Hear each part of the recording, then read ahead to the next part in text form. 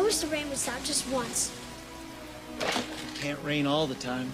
You lie! You're a f***ing liar! Remember a few months ago when Alex Proyas, the director of the original The Crow film, criticized this reboot, not liking how it was tarnishing Brandon Lee's legacy, and certain people gave him shit for it? Yeah. Those people owe Alex Proyas an apology. Okay, look. We all saw the trailer. I think we all knew what we were in for with this one. Review embargo up until the last minute, marketing campaign almost non-existent. I'd pretty much forgotten this movie was even happening until a few days ago. It was plain as day that the studio knew they had a stinker on their hands here, and now, having watched it, so you don't have to, I can see why. I'm not gonna mince words or beat around a bush this time. Let's just get right into it. This is genuinely one of the worst movies I've seen in years. The Crow 2024 isn't just bad, it's Madame Web bad. Honestly, it might even be worse. The two movies make a lot of the same mistakes, but at least Madame Web had a budget. This didn't even have that going for it. Is it Borderlands bad? I don't know, I didn't see Borderlands. But trust me, it's down there. And before you bring it up in the comments, because I'm sure some people will, I'm not even saying that because it's a shitty, soulless, cash grab reimagining of a classic film. Although, I could. No, it's just objectively awful on the face of it. And yeah, it's that much more objectionable when compared to the original, but trust me, if I'm tearing The Crow 2024 a new asshole, that comparison is not even necessary. Absolutely nothing about this movie works. The story, the acting, the dialogue, the cinematography, the action, the music, it all sucks. It uses the basic plot of the original film, but removes anything that was remotely compelling or human or timeless or even interesting about it, sprinkles in some bad CG, some early 2000s style nihilism, and then tried to make the whole thing as cheaply as they possibly could, thinking all they really needed to do to sell it was piggyback on an IP whose previous heyday was 3 decades ago. In fact, they twisted it so much that it's painfully obvious that the only reason it was a reimagining in the first place was because they wanted to exploit whatever cachet the original film had. Badly. If they had just changed some of the characters' names,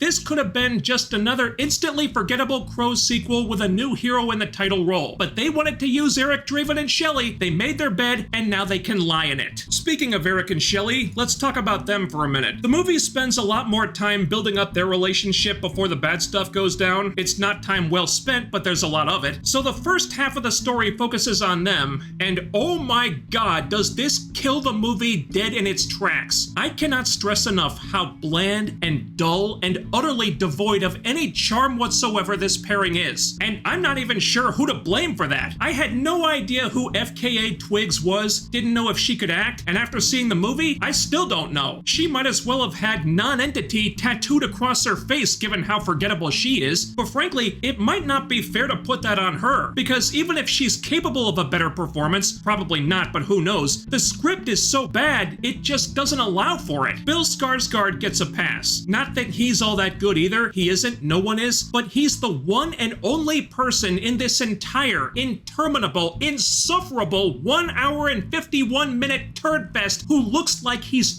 trying, who's at least attempting to make something watchable here. But the script, the dialogue is so half-baked and stilted and sophomoric and underwritten at every single turn, it makes it virtually impossible for these two to have any chemistry at all. We never really get an idea of why Eric loves this girl so much. Most of their time together is just them doing drugs and running from people who want to kill them. Their tragic love story is supposed to be the motivation for everything that comes next. They spend f***ing ages on it, and it's the most boring, lifeless shit in the entire film. So needless to say, the movie drags a lot. Eric doesn't even become the Crow until about 45 minutes in, and things do pick up a little bit after this, but it's still not that interesting because the script has no idea how to make anything interesting. It takes Eric longer than you'd think to figure out what's going on, so the movie never really stops dragging its feet. It introduces some new supernatural concepts like deals with the devil and this weird limbo dimension, but it never actually explains explains what's going on with any of that or why we should care, despite spending multiple scenes there, so it just feels like a bunch of pointless shit to waste our time until we finally get to the only reason anyone could possibly have to bunker down for this shitstorm in the first place, the Crow doing cool action shit, but that isn't any good either! The action is one of the worst things about this, and there isn't even that much of it. If you've seen the trailer, then you've seen pretty much every action scene in the movie, and they definitely up the blood and gore, but that doesn't make the action better, it's just bloodier. Look at us, we're rated R! How cool and edgy is that, right?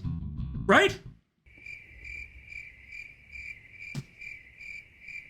Yeah, nothing to see here with the action. There's no style or substance or ambition to any of it. Fight choreography is barely there. It's just a bunch of dudes shooting guns and awkwardly throwing each other around. Oh, but one of them can't be killed, so look, he fires a gun through his own body to kill some asshole, and isn't that badass? No, not really. Maybe it could have been, but when it's shot in such a generic way with no sense of style or imagination or visual flair whatsoever, it has no impact at all. You had an interesting concept, and you just made it boring because you couldn't be bothered to do anything interesting with it beyond loading up on blood squibs. And that's the biggest action scene in the movie, by the way. Not the climax, mind you, which is less of an action scene and more of a pathetic wet fart, but the biggest one. And about that climax, if you can even call it that, look, I didn't expect them to stick the landing because the movie never even gets off the fucking ground, but this was just embarrassing. It is the most tension-free, drama-free, unexciting, unengaging, limp-dicked excuse for a final fight I've seen in any movie in I don't even know how long. Hell, you can't even call this a fight. It's as if the villain just gives up and lets himself be beaten. You never generated one molecule of real menace with this guy, and then him getting taken down is so underwhelming it comes off like a damn afterthought. What the hell did we spend so much time on this clown for in the first place if it was all going to amount to such a pathetic nothing burger? Forget about not taking any big swings with this climax. They didn't even show up to the fucking game. That's it? That's what Eric getting revenge for Shelley amounted to? That wasn't even worth staying awake for until the end of this thing. And that basically applies to the entire movie. Every single aspect of it feels completely phoned in. Despite Bill Skarsgård putting in an honest effort to make something out of nothing, which is what the movie gives him to work with, absolutely fucking nothing, the script is just unperformably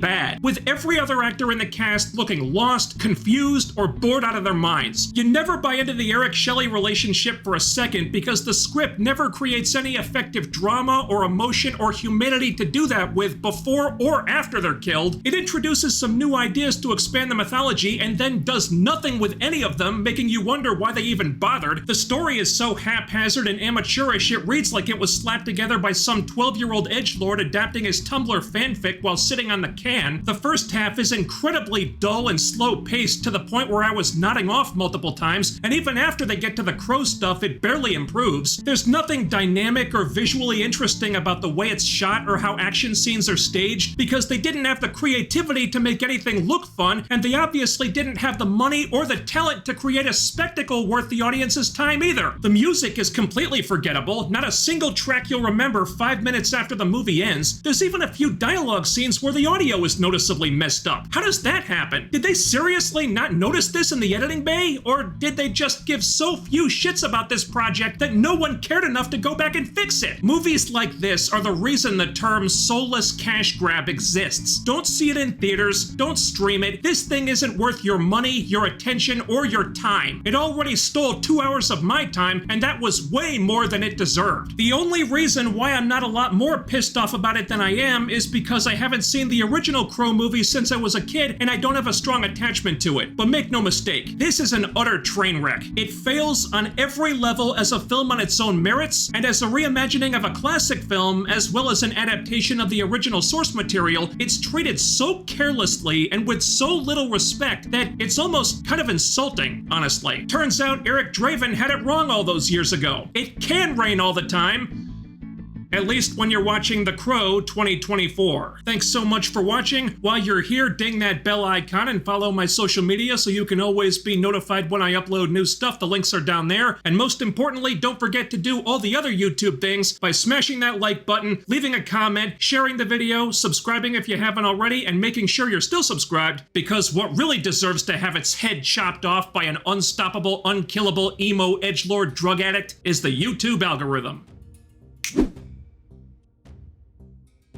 That's all for now. I'll be back with more soon. Take care, stay tuned. I'll see you next time.